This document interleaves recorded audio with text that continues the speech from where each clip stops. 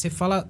E, de fato, eu acho que o São Paulo é um ativo atraente para o mercado, atrativo, né? De estrutura, de potencial de mercado e de patrimônio, né? Agora, como é que você vê, por exemplo, você comenta essa questão... se alguém tiver uma proposta melhor e tal, eu gostaria de entrar e investir também e tal, não sei o quê. Como é que você vê essa questão da Galápagos? Que é uma dúvida minha. Porque é o seguinte, a Galápagos apareceu na gestão Casares, e aí não estou fazendo ilação nem nada, mas assim, sob uma mancha da gestão Casares. A gestão Casares tem um asterisco, por conta de tudo que está sendo falado. Aí aparece uma proposta de FIP, de Cotia, que venderia um dos principais ativos. Eles podem colocar outro nome, mas eu vejo como uma venda, né? Onde a gente perde bom potencial. Aí surge o FIDIC, que é uma solução interessante, mas que ela não estanca a hemorragia do São Paulo hoje financeira.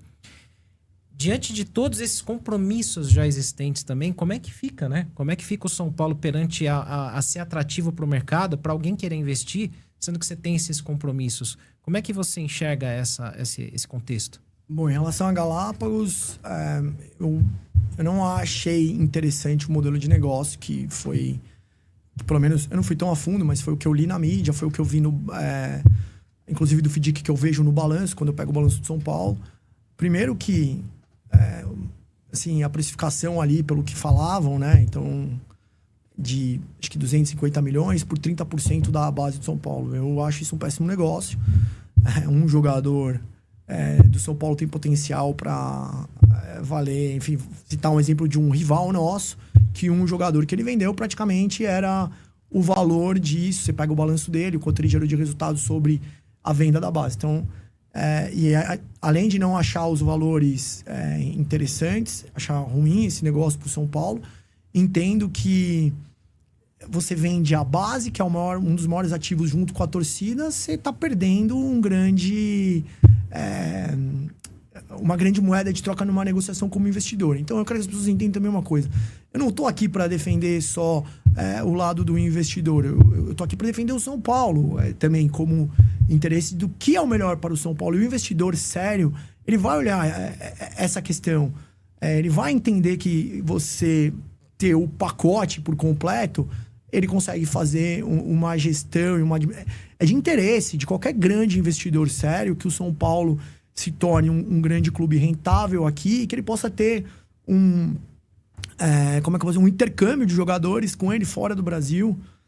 O São Paulo revela tantos jogadores, imagina. Então, assim, não gostava do deal da Galápagos, era contra a minha opinião, mas a minha opinião achava que os valores não faziam sentido para o São Paulo, e também não gosto dessa questão de você fracionar e vender só uma parte da base e não o projeto como um todo. Acho que você não resolve o problema e muito abaixo de mercado, enfim. Então, essa é a minha visão sobre Galápagos.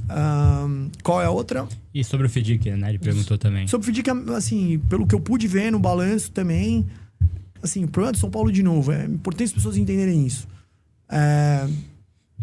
A dívida bancária do São Paulo hoje é a maior dívida do São Paulo. Você tem uma taxa Selic de 15% ao ano, e o São Paulo contrata, então, as dívidas por ser um clube, quando ele vai pedir crédito, o rating dele já não é um rating muito bom. Então, o risco para quem está dando crédito para ele é embutido na taxa. Então, São Paulo, as últimas dívidas que eu tinha visto bancário, ele tinha um CDI mais 7.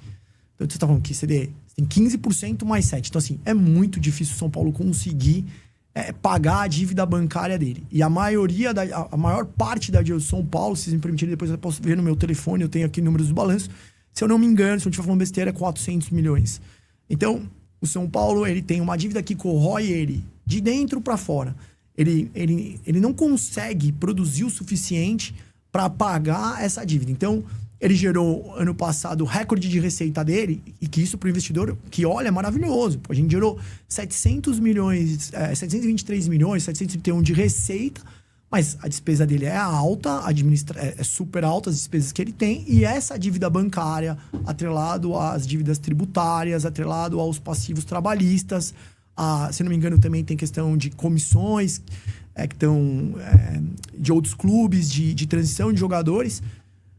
ela sufoca e eu não consigo ver como é que você vai fazer um clube gerando a receita que gera com essa dívida no médio e longo prazo. Então, o que precisa fazer? Precisa estancar essa dívida bancária. Da onde vai entrar esse dinheiro? Essa é a grande pergunta. Vai aparecer um Paulo Nobre que vai conseguir pagar toda a dívida bancária? Hoje eu não consigo visualizar isso. Então, da onde vem essa possibilidade? Essa possibilidade, para mim, ela vem de uma receita externa de investidor.